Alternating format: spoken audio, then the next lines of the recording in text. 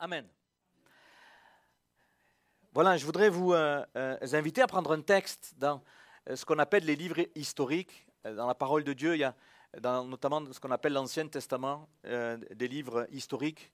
On pense au livre des rois, au livre de Samuel et au livre des chroniques aussi. Tout ça, c'est des livres historiques. Et je voudrais qu'on prenne le premier livre des chroniques au chapitre 4. Et je voudrais qu'on aille plus loin dans ce que nous avions déjà commencé à regarder dimanche dernier pour ceux qui avaient pu être là. Mais si vous n'avez pas pu être là, ce n'est pas grave. On prend le train en route, comme on dit. Juste, je vais faire un petit rappel et puis on va avancer ensemble. Le titre de mon partage s'inscrit dans une nouvelle série que je voudrais commencer avec vous, avec une même thématique, qui est le fondement de la parole de Dieu, qui est le fondement de l'Évangile. Et c'est bien tout simplement Jésus qui guérit les cœurs brisés. Jésus qui guérit les cœurs brisés, c'est le fondement de l'Évangile. Et quand on parle de cœur brisé, littéralement, dans la signification du terme, c'est le cœur. Il est question de l'âme. Pas seulement du corps, pas seulement de l'apparence physique, où on peut témoigner dans ce lieu plusieurs personnes qui ont déjà été guéries dans leur corps, de toutes sortes de maladies, de toutes sortes de douleurs, où plusieurs au milieu de nous ont déjà vu cette faveur de Dieu sur leur vie, certainement. Mais ici, il est question de ces propos que Jésus a et qui vont relayer les propos que le prophète Ésaïe dira quelques 800 ans avant la venue de Jésus. Et Jésus va relayer ces propos et il va dire, voilà, cette personne annoncée, ce Messie annoncé, c'est moi. Je suis venu, j'ai quitté mon ciel de gloire et je suis venu guérir les cœurs brisés.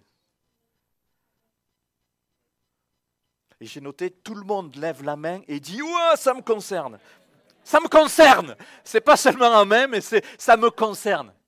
Je crois que dans notre histoire des vies, on a tous eu dans notre âme des chocs, des coups.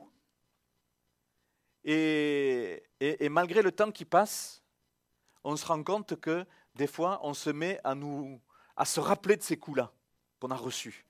Non, ça ne vous le fait pas? Eh ouais.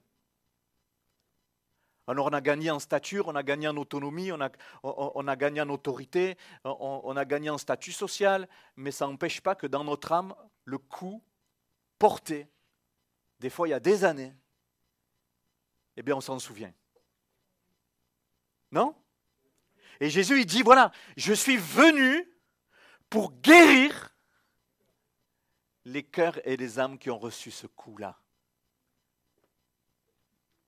Et bien souvent, on se construit ou on se déconstruit en fonction de ces coups que l'on reçoit, non? Quand des fois tu discutes avec des amis, des confidents, des personnes que tu commences à connaître, à échanger, tu connais un petit peu leur histoire de vie, tu te dis, mais tu reviens de loin, toi. Non, on ne s'est jamais entendu dire ça ou se l'entendre dire et se féliciter, dire, waouh, toi tu reviens de loin. Mais qu'est-ce qui s'est passé? Bien, l'âme a été brisée. Des fois, il y a des reconstructions qui se font. On arrive à se reconstruire tout seul, tant bien que mal. Mais il y a des choses qui sont pas possibles d'être reconstruites. Et Jésus, il dit, voilà, ce que l'homme et la femme ne peuvent pas faire, moi je peux faire. Et c'est ça l'évangile. C'est Dieu qui peut tout. Alléluia. Et donc je voudrais nous encourager à travers bien cela. Et le titre de mon message ce matin, c'est « Un cœur qui désire le changement ». Quel que soit le coup dans ton âme que tu aies reçu, avec le Seigneur, les choses peuvent changer.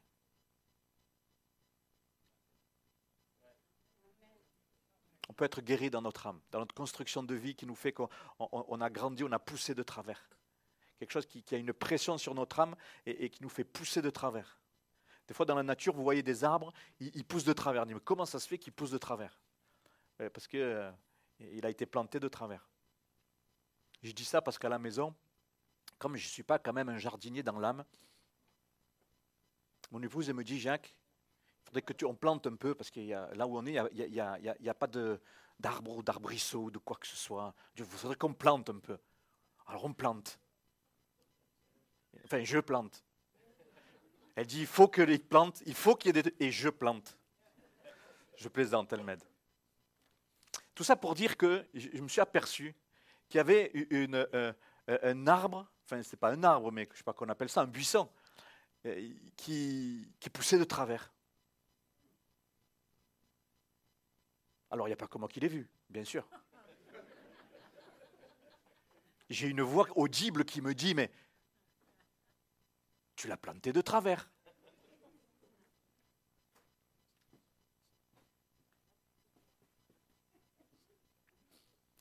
Et c'est l'image de notre âme des fois. Et il y a tellement un coup, ça nous fait pousser de travers. Alors on grandit. Et le Seigneur, dans ce texte-là, dans ces mots qu'il dit, c'est les premiers mots qu'il va dire quand il va commencer son ministère. Il n'a pas dit « je ne suis pas venu pour faire des miracles ». Ce n'est pas ça qu'il a dit. Il n'a pas dit « je suis venu pour que tu aies beaucoup d'argent ». Non, non, « je suis venu pour que tu réussisses ta vie ». Non, il n'a pas dit tout ça. Il a dit « je suis venu pour que les âmes brisées soient guéries ». Pour que ce qui a fait que dans ton âme, tu as poussé tordu, ça puisse être redressé. L'arbre en question, je ne sais pas quoi faire, il est tordu. Mais je me dis, il va pousser comme ça. Je vais le tailler pour que ça ne se voit pas trop. Il y a des choses qu'on ne peut pas refaire. On ne peut pas refaire le passé. Mais le Seigneur, lui, peut tout. Et qu'est-ce que c'est qui fait que le Seigneur peut le faire avec toi et comme il peut le faire avec moi? Qu'est-ce que c'est qui fait que, on va dire, ça marche avec des personnes et ça ne marche pas avec d'autres personnes? C'est quoi qui fait la différence? C'est un cœur déterminé. Un cœur qui désire le changement. Un cœur qui dit, voilà, la réalité, elle est comme ça. Mais je me tourne vers toi, Seigneur. Et je m'attends à toi. Et pour cela, il faut faire une prière. Il faut le mettre dans nos affaires de ce qui est tordu. Dire, Seigneur, répare, reconstruis. Tes efforts, c'est bien, mais le miracle, c'est lui. Amen. Alors on va lire le texte d'un gars il avait son âme tordue. Et qu'est-ce qu'il a fait? Il a fait une prière. Une prière qui a tout changé. Amen. 1 Chroniques, chapitre 4. On lit deux versets, le verset 9 et le verset 10. Ce gars qui a fait cette prière, c'est un gars qui apparaît que dans toute la Bible, qu'une fois, ici. 1 Chroniques, chapitre 4. On n'en parle qu'une fois.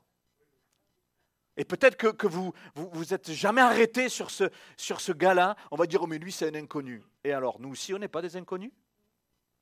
Mais les inconnus aux yeux du monde, on est connus aux yeux de Dieu. Le Seigneur s'intéresse à nous et il s'intéresse à chacun de nous. On est des personnes importantes et il veut que notre âme soit en bonne santé. Amen. Verset 9, Jabez était plus considéré que ses frères. Sa mère lui donna le nom de Jabez en disant « c'est parce que je l'ai enfanté avec douleur ». Verset 10, Jabez invoqua le Dieu d'Israël. Elle est là, la prière de Jabez, en disant « si tu me bénis et que tu étendes mes limites, si ta main est avec moi, et si tu me préserves du malheur en sorte que je ne sois pas dans la souffrance », 3 points de suspension. Et nous lisons, et Dieu accorda ce qu'il avait demandé. On répète ça? Et Dieu accorda ce qu'il avait demandé. Ce n'est pas une très longue prière, mais c'est une prière que Dieu a entendue et que Dieu a exaucée. C'est le genre de prière que Dieu exauce. Amen. Alors il faut que je vous explique quand même le contexte ou que je vous le remette devant vos yeux. Jabez, ça veut dire, son nom, ça veut dire, vous savez quoi? Angoisse. Angoisse, douleur. Il y a quelque chose dans ce jeune homme, dans ce bébé, qui a fait que sa maman ne l'a pas appelé bonheur ou beauté. Il a grandi en entendant sa mère, ses frères, ses amis lui dire « Oh, angoisse, viens !» Il s'appelait Jabez. Il s'est construit dans la douleur. Il s'est construit avec quelque chose de mauvais qui s'est passé dans la famille, qui a fait que, eh bien, il était peut-être pas voulu, peut-être qu'il a été rejeté, peut-être que sa mère a reporté sur lui des problématiques très profondes qu'elle-même vivait. Vous savez, on a une tendance à reporter notre mal-être sur les autres, hein, vous savez ça. Pourquoi des fois les gens ils sont violents? Souvent parce qu'il y a de la colère. Et la violence est une manière d'extérioriser cette colère. Mais cette colère, elle touche notre âme. Elle construit notre âme.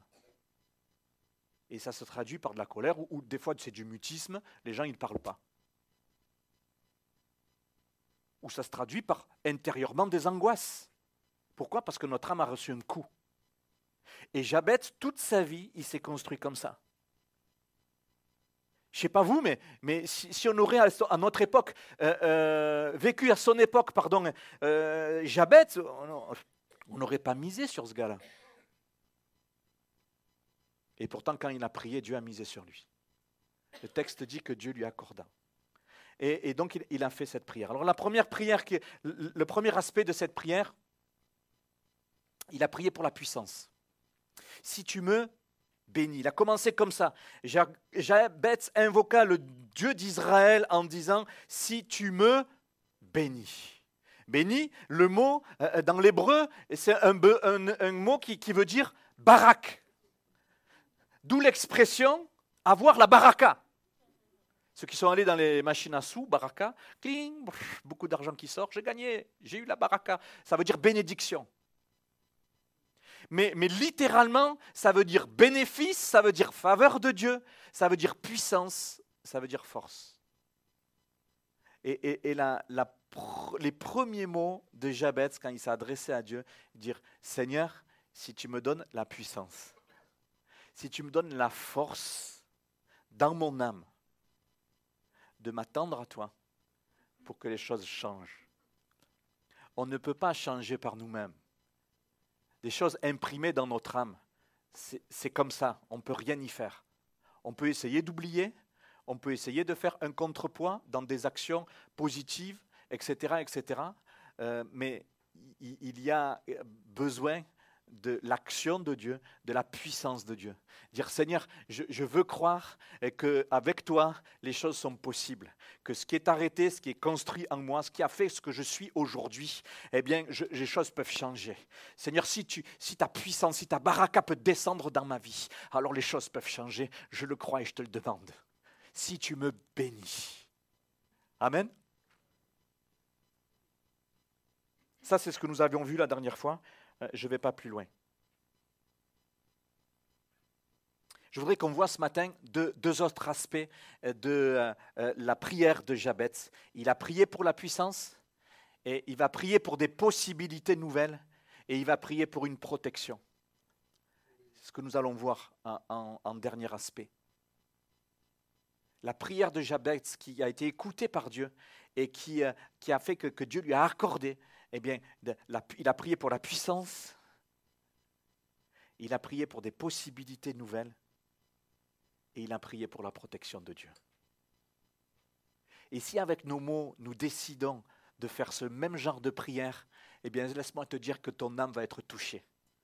Ton âme va être prise entre les mains de ton Jésus, de ton Sauveur, et dire Seigneur, touche mon âme, reconstruis mon âme. J'ai été blessé, j'ai été abusé, j'arrive pas à faire confiance. Et Seigneur, je te remets malgré tout mon âme comme elle est, mon être intérieur comme il est, et je veux que tu le redresses, comme toi seul sais le faire. Amen. On dit ça comme ça, mais le fait de prendre cette position, c'est un truc de malade, hein. Demander à quelqu'un de faire confiance lorsqu'il a été quand il y a eu abus de confiance, c'est terrible comme défi. Comme quelqu'un dira, chat échaudé craint l'eau froide. Je me suis fait avoir une fois, mais pas deux. Maintenant, je me protège. Je fais plus confiance, plus vraiment. Et pourtant, le Seigneur, il vient nous rejoindre, il nous dit, si tu me fais confiance. Heureusement que la Bible nous dit que quand on fait confiance à Dieu, il n'est pas un homme pour nous piéger. Il n'est pas un homme pour mentir comme les hommes peuvent mentir. Tu as raison de te dire, si je dois faire à nouveau confiance à quelqu'un, c'est à lui. Faites confiance faites-moi confiance seulement si ce que je dis est en accord avec la parole. Sinon, ne me faites pas confiance parce que je ne suis pas meilleur que vous. Oui? Et Jabez a fait ce témoignage de confiance parce qu'il a fait cette prière. Et parler à Dieu, c'est lui montrer qu'on lui fait confiance. Et la confiance, c'est le commencement de la foi. La confiance, c'est le soubassement de la foi. D'où que tu viennes, quel que soit ton état, tu peux faire confiance. À nouveau, encore une fois. Amen. Et donc, il a prié pour des possibilités nouvelles. Nous relisons, je remets devant vos yeux ce verset. Jabez invoqua le Dieu d'Israël en disant, si tu me bénis, si tu me donnes la puissance et que tu étendes mes limites. C'est ça des possibilités nouvelles. Étendre mes limites. Je veux voir des choses que je n'ai jamais vues. Je veux vivre des choses que je n'ai jamais vécues avec toi, Seigneur. Le mot limite ici, c'est un mot très important. Parce que le mot limite dans l'utilisation qu'il y a dans la Bible, ça veut dire frontière. Mais c'est un mot utilisé lorsqu'il y a allusion à la guerre, lorsque une ville est assiégée. Bon, ça, maintenant, nous, on ne fait plus. Avec une bombe, les villes elles explosent. Ça ne sert à rien que des villes elles aient des murailles ou qu'elles n'en aient pas. Ça ne change pas grand-chose. Lorsqu'il y a une bombe qui est lancée contre une ville, il y a tout qui est détruit. Hein. Mais à l'époque, les villes étaient fortes quand il y avait des murs, des murailles. Et le mot limite ici, c'était le contour que la ville avait avec les murailles qui étaient construites. Mais quand Jabez il dit « étends mes limites », il dit « voilà, ma vie, mon cœur, mon âme, elle est enfermée dans des murailles. » Et ces murailles, c'est ce que les choses de ma vie ont construit dans mon âme. Ça a fait des murs. Ça m'a isolé. Et mon âme est comme étouffée. Je suis limité. Et Jabez, il prie, il dit, Seigneur, si tu étends mes limites, si tu fais que mes murs soient abaissés, et que les portes de mes prisons s'ouvrent, de ma prison, de mon cœur s'ouvrent, pour que je puisse être libre. C'est extraordinaire. Paul dira que la parole de Dieu est comme une arme qui est capable de renverser les murs qui sont dans nos âmes. Il dit ça dans la deuxième épître de Corinthiens, au chapitre 10. Et c'est exactement la prière de Jabez. Jabez, il dit, voilà, mes limites, il y a dans ma vie des choses qui m'étouffent.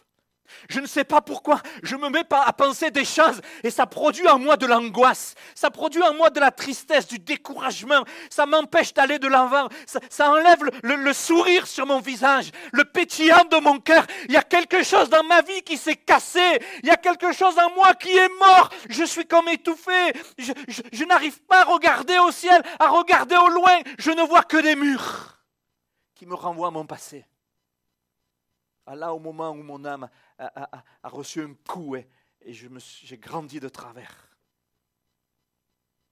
Et Jabez, il reconnaît ça dans cette simple phrase, dans cette simple prière qui dit beaucoup et qui nous rejoint beaucoup. Dire, Seigneur, je me tourne vers toi pour que ce qui m'étouffe soit arraché, soit enlevé, soit détruit, que ceux qui me retiennent d'avoir envie jusqu'au bout de te faire confiance. Quelque chose qui me bloque, qui me fait peur aussi. Enlève. Amen. Peut-être quelqu'un ce matin a besoin de faire ce genre de prière. Seigneur, des possibilités nouvelles. Dans mon âme, il y a des choses qui bloquent. Je t'en prie. Je voudrais t'encourager ce matin. Jésus, il est venu pour débloquer les âmes qui sont blessées et brisées. Guérir les cœurs brisés. C'est l'évangile. C'est ce que Jésus fait. C'est ce que Jésus veut continuer de faire. Amen. Cette prière, c'est l'image de quelqu'un qui, certes, est étouffé dans son âme, pressé dans son âme. On le comprend. Vous vous rendez compte? Le gars, il s'appelle Angoisse. il s'appelle douleur. Ce n'est pas possible de ne pas être impacté par cette construction-là. Il sait ce que c'est que d'être emprisonné dans la signification ne serait-ce que d'un prénom. Qui d'entre nous n'est pas emprisonné par des échecs que nous aurions pu faire dans le passé? Non? Et l'ennemi de notre âme, il est malin pour le rappeler à notre esprit, pour nous mettre dans la culpabilité. Et on est enfermé. On est limité à cause de cela. Même la relation avec nos familles. Ah, mais lui, il fait gaffe. C'est un tel, il a fait ça. Ah, il y a 40 ans? Ah ouais. On est bloqué dans le passé. Quelque chose qui a fait que ça a mis un coup dans nos vies. Et Jabez, lorsqu'il fait cette prière, il sait pourquoi il l'a fait. Il est intimement concerné par ces choses-là. Et pour nous, ça peut être toutes sortes de choses qui fait qu'on peut avoir ce genre de construction. Comment se dégager de ce passé qui impacte notre présent, qui nous empêche de nous projeter dans notre avenir? Jésus. Demandez au Seigneur qu'il fasse quelque chose, comme Jabez l'a fait. Ton avenir peut être différent. Tu peux avoir de nouveaux horizons, une nouvelle espérance, une nouvelle dynamique. Un nouveau visage joyeux de ce que le Seigneur, on lui donne la possibilité de commencer à enlever les pierres qui ont posé des limites dans nos vies. Amen.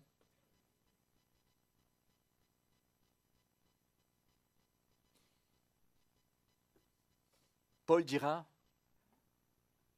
gloire à celui qui peut faire par la puissance qui agit en nous, par la puissance du Saint-Esprit, infiniment au-delà de tout ce que nous pouvons demander ou penser. Lorsqu'il y a des choses qui sont impossibles aux hommes, Dieu commence à agir. Ce qui est impossible aux hommes, eh bien, est possible à Dieu. Tant qu'on maîtrise, Dieu il te laisse faire. Tant que tu veux contrôler, Dieu va te laisser faire. Mais au moment où tu dis là, je ne peux plus, là, je reconnais que vraiment, je suis limité, alors Dieu commence à agir. Dieu est un Dieu de l'impossible. Et il peut faire au-delà même de ce que tu peux imaginer ou penser. Gloire à Dieu. Une prière pour des possibilités nouvelles. Amen. On continue? Une prière pour la protection. On reprend cette prière. Vous allez sortir, dites. Vous allez connaître la prière par cœur. Bon, ce n'est pas le but. Hein. Le but, c'est d'en connaître les principes. Prier pour la puissance, prier pour les possibilités nouvelles, prier pour les protections, pour qu'ensuite, vous vous appropriez avec vos mots et que devant le Seigneur, vous fassiez cette prière. Ça montre un cœur qui est déterminé au changement, avec le Seigneur. Amen. Jabez invoqua le Dieu d'Israël en disant, si tu me bénis et que tu étendes mes limites, et si ta main est avec moi, et si tu me préserves du malheur, en sorte que je ne sois pas dans la souffrance. Qu'est-ce que Jabez dit ici? Si tu me préserves, il prie pour la protection, si tu me préserves du malheur. Quelle est cette protection que Jabez désire? Qu'est-ce que c'est qu'il fait ce genre de prière et comment est-ce que chacun de nous pourrions nous associer à cette prière? Jabez prie, il dit voilà, Seigneur, donne-moi la force d'avancer, donne-moi d'abattre mes limites, mais protège-moi. Protège-moi de quoi? Vous savez que notre plus grand ennemi, vous savez qui c'est? Alors que je fais cette prière du changement, cette prière de grâce, de bénédiction et de restauration, le plus grand ennemi, c'est moi-même. Seigneur, protège-moi de ne pas retomber dans mes travers alors que je te demande de m'en délivrer. On sait bien souvent qu'est-ce que c'est qui nous bloque. Hein? On vient le dimanche à l'église, le Seigneur nous bénit, il nous interpelle par sa parole, il nous encourage. Au-dedans de notre cœur, lorsqu'on est assis, même si des fois on ne répond pas à l'appel, peu importe, des fois on répond à l'appel, des fois on est touché, mais des fois on est sur notre chaise et on est aussi touché, le Seigneur, il nous fait du bien. Mais il y a quelque chose dans notre tête et qui nous tient en retrait et qui nous dit, Maya, mais le demain c'est lundi. Et les habitudes elles vont revenir. Et puis il faut que je tienne jusqu'à la prochaine fois où je vais venir à l'église. Alors il suffit que tu ne puisses pas venir en semaine et puis que le dimanche d'après tu ne puisses pas venir non plus. Et puis, Seigneur, protège-moi de moi-même. Protège-moi de retomber dans des travers que je ne veux plus. Protège-moi d'être à nouveau devant ces murs qui sont dressés contre moi alors que je t'ai demandé de les abaisser au contraire. Notre plus grand ennemi, c'est nous. Si tu me préserves du malheur dans lequel j'ai tendance à retourner. Vous savez que nos habitudes sont comme des addictions, vous savez ça? Les choses qu'on a l'habitude de faire, qu'elles soient bonnes ou mal, hein, on les fait sans y réfléchir, sans y penser. Le matin, tu arrives, tu te lèves, tac, tu appuies sur la cafetière. C'est automatique. On fait des choses qu'on a l'habitude de faire. On pense des choses qu'on a l'habitude de penser. Et c'est ça que Jabez fait. Dire, mais ça détruit mon âme, on le sait. Ça déconstruit notre foi, on le sait. Mais on le fait quand même. Seigneur, préserve-moi de moi-même. Bon, ici, il n'y a personne qui a besoin de faire cette prière. Hein. Bon, allez, je saute le point, on a fini. Mais je crois que ça nous rejoint tous. Notre premier ennemi, c'est nous-mêmes. Notre premier ennemi. Et ça tue la foi. Parce qu'on se dit, mais ça n'a pas marché. Ça n'a pas marché. J'ai fait une bonne démarche et puis ça n'a pas marché. Donc ça ne marche pas. Ça ne marche pas avec moi. Ah, mais c'est parce que je suis nul. Et puis boum, tu retombes dans tes limites. Pourquoi tu te dis que tu es nul? Parce qu'on t'a dit que tu es nul. C'est comme Jabez. Pourquoi tu te dis que les choses de Dieu ne sont pas pour toi? Parce qu'on t'a rejeté dans les temps anciens. Des hommes, des religieux, des églises t'ont rejeté peut-être. Et tu te dis, mais ce n'est pas pour moi. Mais c'est un mensonge. Mais ça fait partie de nous. On se construit comme ça. Et dire, Seigneur, si tu me protèges de moi-même, Seigneur, déconstruis en moi tout ce qui m'empêche d'être libre avec toi et pour toi. Mais vous ne croyez pas que le Seigneur, il va exaucer cette prière? Mais en courant, il va le faire. Pourquoi je vous le dis? Parce que le texte nous le dit. Et Dieu accorda ce qu'il avait demandé.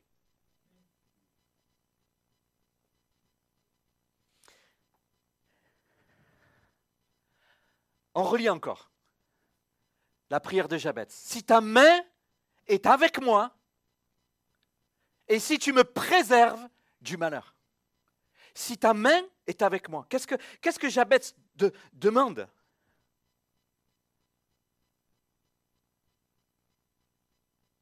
La protection. Mais il demande que le Seigneur il vienne poser sa main dans un but de protéger. Quand en tant que parents, nos enfants, on veut les protéger, ou on veut qu'ils se sentent protégés par nous, qu'est-ce qu'on fait? On se rapproche et on les prend par la main. Quand on veut les faire traverser un endroit dangereux, même sur un passage piéton, qu'est-ce qu'on fait? Donne-moi la main. Et même s'il n'a pas envie qu'il tire, on traverse. Seigneur, pose ta main sur moi. Pas pour taper. Attention, le Dieu de la Bible n'est pas un Dieu qui tape. Seigneur, enlève cette fausse pensée dans mon âme.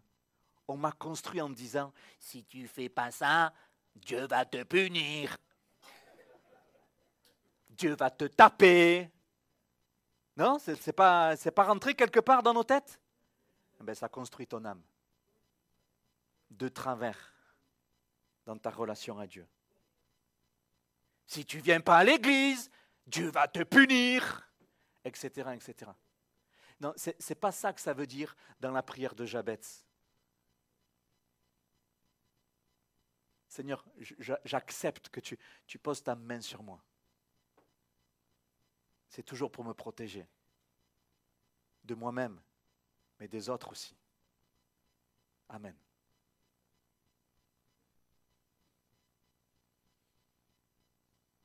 Ça va mieux? Seigneur, si tu poses ta main sur moi, ça veut dire protection, mais ça veut dire autre chose aussi. Ça ne veut pas dire que protection. Ça veut dire autre chose. Quand on dit, Seigneur, j'accepte que tu poses ta main sur ma vie, ça veut dire que tu acceptes que le Seigneur conduise ta vie.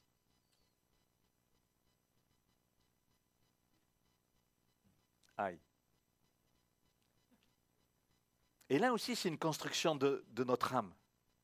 Seigneur, je veux que tu me protèges, mais je veux continuer à faire ce que je veux.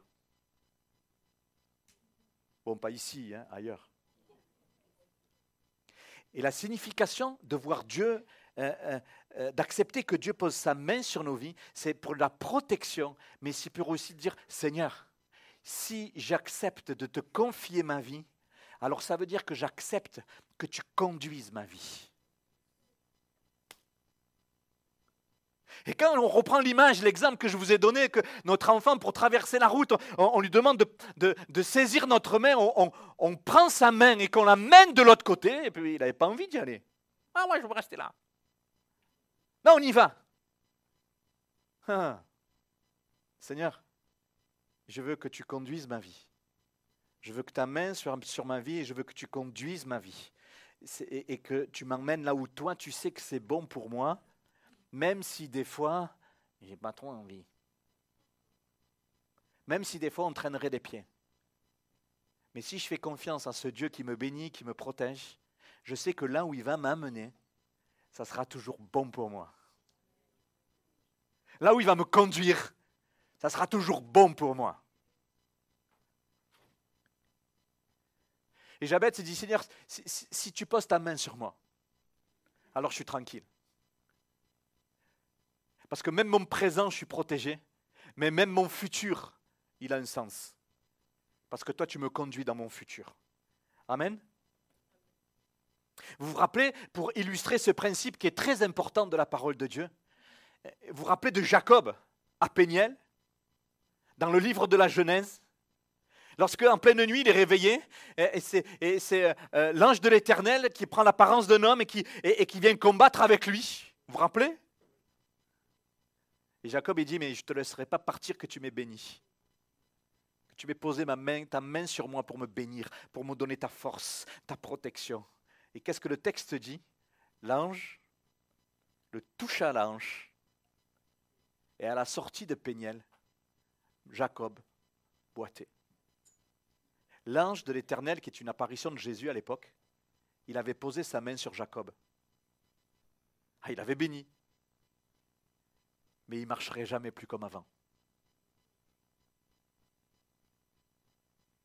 Quand Jabez fait cette prière, et qu'il dit, si tu poses ta main sur moi, j'aurai ta protection. Mais le Seigneur te dit, oui, il va te protéger. Mais aussi, il faut que tu acceptes que ma main posée sur toi, c'est moi qui conduis ta vie. Et tous les jours de ta vie, tu ne marcheras plus comme avant. Bon, ce n'est pas que tu vas aller t'enfermer dans une grotte à plus rien faire. Mais ta manière de vivre ton couple va être différente. Ta manière de vivre ta relation avec tes enfants va être différente. Ta manière de vivre ton travail va être différente. Ta manière de gérer ta propre vie, de gérer tes loisirs, ça va être différent.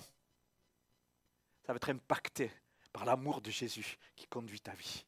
Tu vas marcher différemment. Et ton entourage, il va te dire, mais qu'est-ce qui t'est arrivé? Qu'est-ce qui t'est arrivé? Tu n'es plus le même. Il y a quelque chose qui a changé en toi. C'est la main de Dieu. Amen. Est-ce que tu acceptes ce type d'action de Dieu dans ta vie? Est-ce que tu acceptes de faire cette prière? Et Dieu lui accorda ce qu'il lui avait demandé. Si tu dis seulement au Seigneur, Seigneur, oui pour que tu me bénisses, oui pour que tu me protèges, du chômage, que tu me protèges des difficultés, que tu me protèges dans ma santé, mais que tu dis non, pour le reste, je veux garder ma vie pour moi.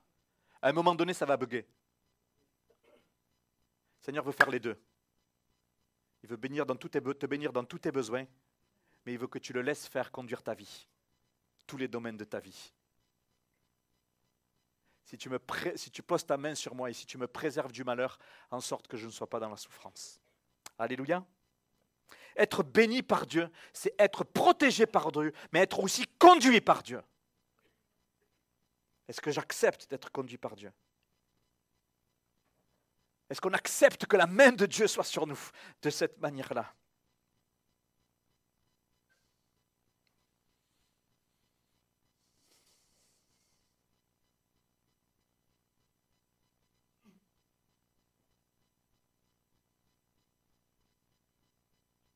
Si ta main est avec moi, et si tu me préserves du malheur, en sorte que je ne sois pas dans la souffrance. Jabez, c'est un gars qui n'avait pas tout compris, un gars qui vient de loin, mais il avait compris le lien de cause à effet. Ce qui est en moi produit de la souffrance.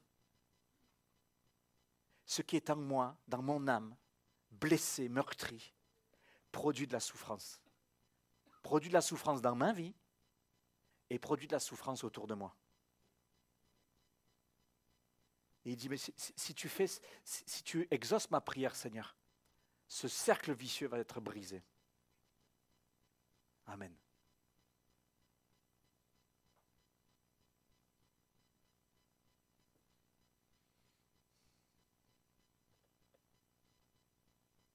Ça veut dire quoi? Ça veut dire que quelqu'un qui est blessé dans son âme, il va blesser les autres. Quelqu'un qui est blessé dans son âme va être blessant pour les autres. Quelqu'un qu'on ne peut pas toucher avec des pincettes, c'est parce que la personne dans son âme est déjà blessée. Et le Seigneur veut nous guérir. Alléluia. Donc, et Jabez, pour terminer, il dit, voilà, Seigneur, en faisant cette prière, stop, protège-moi. Protège-moi de moi-même, protège-moi, brise cela, libère-moi de ces mécanismes toxiques. Préserve-moi de moi-même.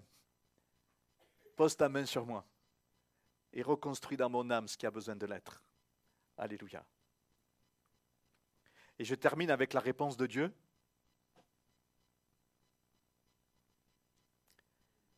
Et Dieu lui accorda ce qu'il avait demandé. C'est beau ça. Qui a dit que Dieu n'exauce pas les prières? Et Dieu lui accorda ce qu'il lui avait demandé. La manière dont c'est écrit en français, je crois que c'est du passé simple. Je ne suis pas très fort en conjugaison, il me semble que c'est ça. Dieu lui accorda ce qu'il avait demandé. En fait, littéralement dans l'hébreu, c'est conjugué en vrai à l'imparfait. Ça veut dire quoi? Ça veut dire que c'est quelque chose qui commence et qui continue à se faire dans le temps.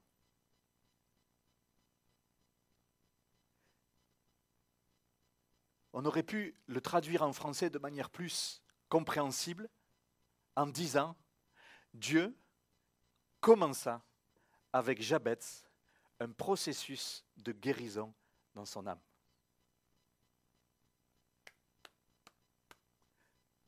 Cette prière a été le commencement de l'œuvre de Dieu dans sa vie et qui a continué toute sa vie, toute sa vie, toute sa vie. C'est un chemin de vie avec Jésus. Des fois, on pourrait dire, je prie, il n'y a rien qui se passe. Ce n'est pas vrai. Ça tue la foi. Dieu peut agir de manière instantanée, mais la plupart du temps, le Seigneur, petit à petit, il est en train de guérir notre âme. Et je voudrais vous rassurer, il le fait avec moi, il le fait avec chacun de nous, et il aura terminé quand nous serons avec lui. Je suis toujours en train de voir Jésus soigner mon âme. enlever les différentes murailles qui me séparent de lui, qui m'étouffent. Des fois, les progrès sont radicaux. Des fois, il y a des paliers où on se dit « Ouf, un bol d'air !» Et puis on continue d'avancer, on se dit « Oh mince, encore un mur !» Mais je ne l'avais pas vu celui-là. Il ne faut pas se décourager. Le Seigneur ne nous montre pas toutes les choses qui ont besoin d'être améliorées dans notre vie, guéries dans notre vie. Et sinon, on part tous en courant. On va se creuser un trou et on va s'enterrer. Seigneur, purée, je ne me savais pas comme ça. Mais petit à petit, le Seigneur fait son œuvre. Est-ce que nous voulons cela? Est-ce que nous voulons donner cette main d'association avec le Seigneur en disant, Seigneur, fais cela. Je ne veux pas t'utiliser, Seigneur, comme une machine à bénédiction. Mais je veux que vraiment dans ma vie, tu fasses un travail en profondeur dans mon âme. Peut-être qu'il y a quelqu'un qui a arrêté de faire ce genre de prière et les choses anciennes reviennent. Et si tu te lèves le matin en pensant à quelque chose qui te détruit dans ton âme et qui te fait du mal et qui te tire vers l'arrière, ben, le Seigneur il te dit, là tu as besoin d'être guéri maintenant. Il faut que tu fasses la prière de Jabez. Il y a un déclic qui va se faire et un processus qui va faire que de nouveaux horizons vont s'ouvrir à toi. Amen. Dieu accorda ce qu'il avait demandé. Amen. Tellement que ça a pris plusieurs temps. Le texte nous dit, je ne sais pas si vous avez fait attention, je ne l'ai peut-être pas noté, non. Et on a commencé notre texte par le verset 9. Et je ne sais pas si vous avez fait attention, mais il est écrit que Jabez était plus considéré que ses frères. Avec le temps qui a passé, avec l'œuvre de Dieu qui s'est manifestée dans l'âme de Jabez, grâce à cette prière, lui qui partait de loin, dans la fratrie, il est celui qui est le plus considéré. Alléluia! Quel que soit ton passé, mon ami, si tu acceptes d'être déterminé au changement avec le secours du Seigneur, les choses vont commencer à bouger. Jésus est venu pour guérir les âmes brisées. Ça a marché avec des hommes et des femmes de la Bible, ça a marché avec des personnes qui sont au milieu de nous. Sur toute la terre, ça peut marcher avec toi. Je m'adresse avec des jeunes qui ont mal commencé leur vie, quoi qu'il t'est arrivé dans ta vie. Si tu fais cette prière, dire Seigneur, je veux que ta main soit sur moi. Je veux que les choses changent. Je veux que tu me libères de mes angoisses. Je veux que tu me libères de ce qui m'a construit, de mon héritage familial, des choses que l'on subit, que l'on ne choisit pas. Elles sont comme ça, mais avec le Seigneur, les choses peuvent être différentes. On ferme nos yeux, on termine par un temps de prière. Quelques instants dans la prière, dans le recueillement. Je vous encourage à ne pas être distrait. Il y a l'équipe de chant qui va nous conduire dans quelques instants aussi dans un dernier chant. Je voudrais terminer par un chant ensemble, mais juste là, prendre le moment de chacun de nous devant le Seigneur, de dire Seigneur, moi, avec Jabez, ça me rejoint cette affaire. Et je voudrais te dire que l'évangile, c'est rien d'autre que tout ça. C'est l'œuvre de Jésus dans nos vies qui est là pour nous restaurer et nous guérir. Nous permettre de le suivre, d'être libre dans notre relation avec lui et dans notre relation avec les autres. Alors je ne sais pas dans quelle mesure est-ce que tu t'associes et tu t'identifies à un Jabez potentiel.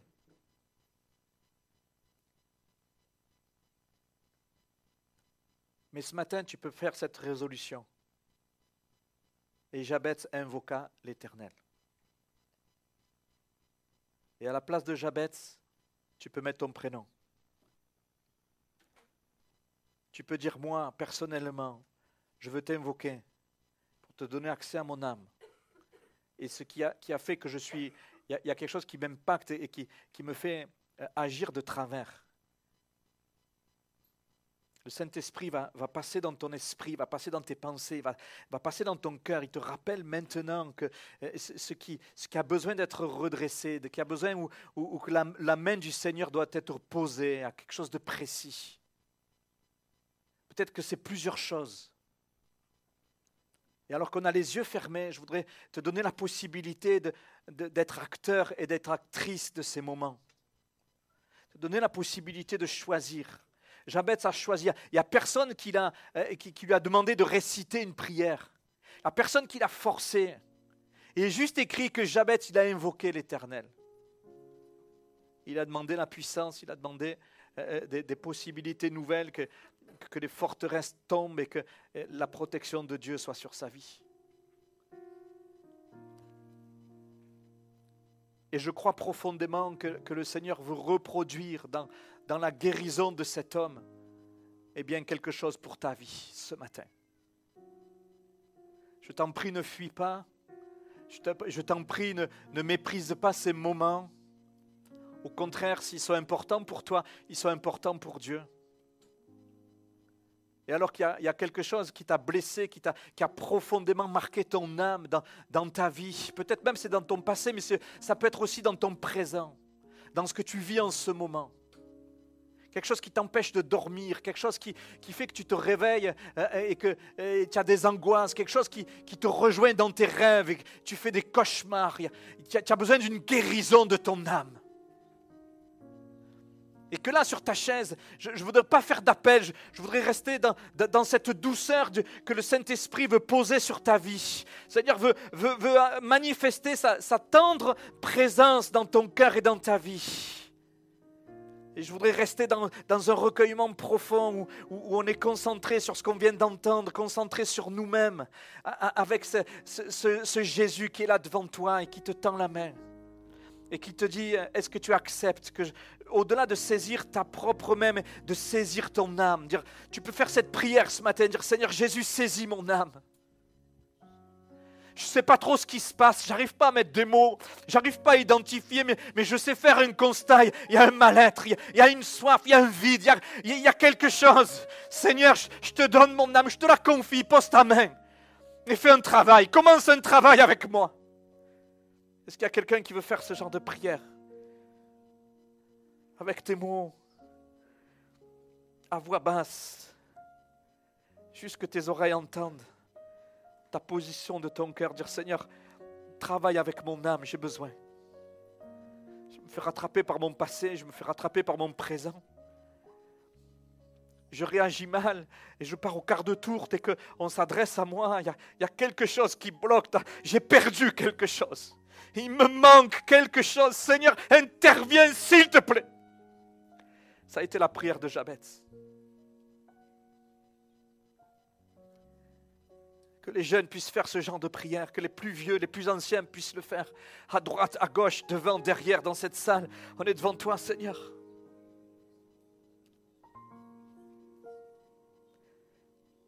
Je prie pour celui et celle qui a reçu un abus de confiance, qui a été violenté, violé dans son âme, violé émotionnellement et psychologiquement, violé dans son corps avec une fatigue extrême. Je prie, Seigneur, pour une guérison de l'âme et du corps. Laisse le Seigneur te guérir. Laisse-le poser sa main sur toi, je t'en prie. Ce matin, je sens que l'Esprit veut agir.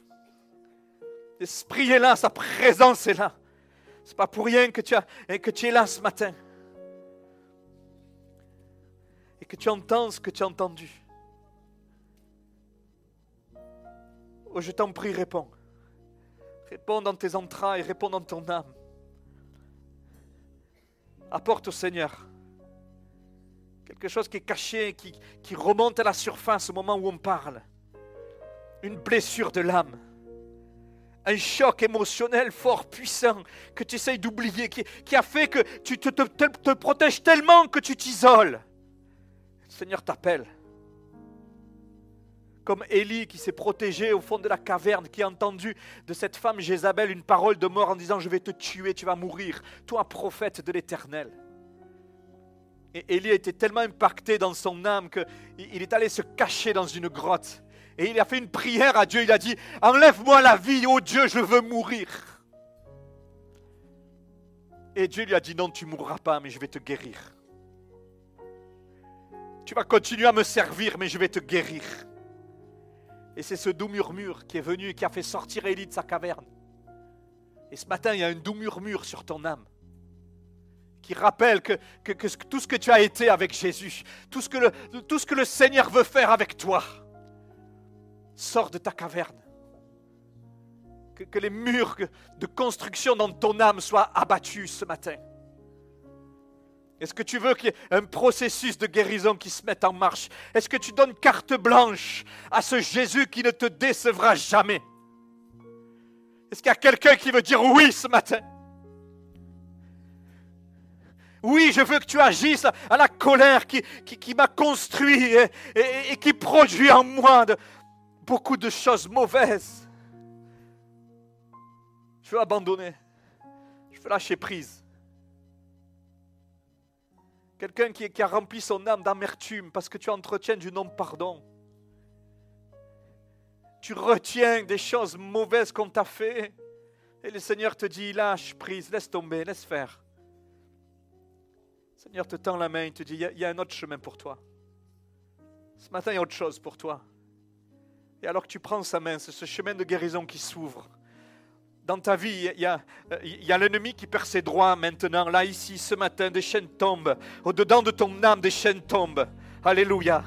Allez, sois libre ce matin de dire oui à Jésus. Oui à Jésus. Oui à Jésus. Sois libre de lui dire oui ce matin. Dans le secret de ton âme, là sur ta chaise. Alors qu'on a les yeux fermés. On va se laisser être conduit dans un champ. Tu es libre de le prendre, tu es libre d'ouvrir tes yeux et de regarder les paroles ou tu es libre de continuer ces moments entre toi et le Seigneur. Je prie pour que la douceur du Saint-Esprit envahisse nos âmes. Je prie pour que les plus jeunes soient guéris. Je prie pour que les plus âgés le soient aussi. Seigneur, je m'adresse à toi et je viens à toi selon ta parole. Je viens à toi selon de ce que tu as dit. Et ce que tu as dit t'oblige. Ce que tu as dit, tu es un Dieu qui accomplit ce que tu as dit. Tu as dit que tu es venu pour guérir les cœurs brisés. Et tu as dit, Seigneur, que tu ne rejetterais pas celui et celle qui vient à toi d'un cœur sincère. Accomplis ta parole maintenant. Saint-Esprit, accomplis ta parole maintenant. Merci Seigneur. Des prises de décision dans le secret avec toi. Je déclare que demain le chemin va continuer à être ouvert. Tu protèges les engagements. Tu protèges les décisions. Tu encourages, tu fortifies. Merci Jésus. À toi la gloire Seigneur. Et tout le monde dit Amen. Alors qu'on a les yeux fermés, tu as prié. C'est comme si tu avais prié. Si tu dis Amen avec conviction, Amen. C'est comme si tu avais prié. Et le Seigneur va accorder. Crois-le.